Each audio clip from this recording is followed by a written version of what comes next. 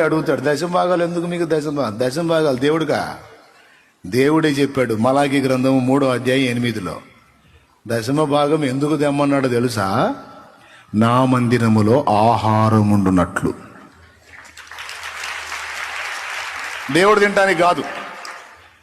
బలహీనులు, విధవరాండ్రు, వృద్ధులు, అనాథలు, దిక్కులేని వారు, సమస్తమును కోల్పోయిన వారు, వికలాంగులు, రోగులు, నానావిధ శ్రమల్లో ఉండి నా సన్నిధికి వచ్చే నా పిల్లలకు సమృద్ధిగా ఆహారం ఉండాలి. అది కారణం. ఉండాలంటే నేను నిన్ను ఆశీర్వదిస్తా. నీకు ఆశీర్వదించి ఇచ్చిన దానిలో నుండి 100 రూపాయలు నేను నీకు ఇస్తే 90 తిను.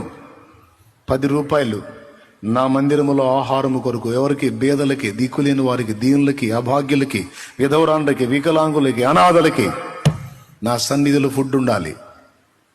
ఎక్కడ అవకాశం లేనివాడు నా సన్నిధిలో ఆదరణ పొందాలి. ఎక్కడ ఆశ్రయం లేనివాడికి నా సన్నిధిలో ఆశ్రయం ఉండాలి. ఎక్కడా పట్టెడన్నం దొరకని వానికి నా సన్నిధిలో సమృద్ధి అయిన ఆహారం ఉండాలి. ఎందుకంటే వాడికి ఎక్కడ గతి లేకపోతే నా దగ్గరికే వస్తాడు. లోకానికి వాడు ఏం కాడు, కానీ నాకు వాడు బిడ్డ. వాడు బ్రతుకున్నట్లు నా సన్నిధిలో ఆహారం ఉండాలి. ఉండాలంటే ఏం చేయాలి? నేను నీకు 100 రూపాయలు ఇస్తాను, 90 తిను, 10 రూపాయలు తెచ్చి అక్కడ పడాయి.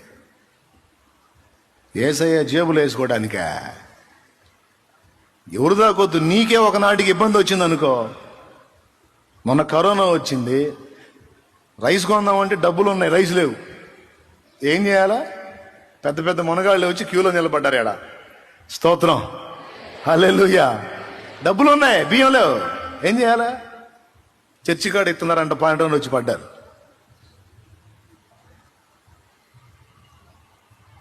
లాకేత్తం ఇస్తే లే, దాకోమ ఇస్తే దు అన్న పదం లేకుండా మొత్తానికి పంపిణీ చేశాడు దేవుడు. హల్లెలూయా.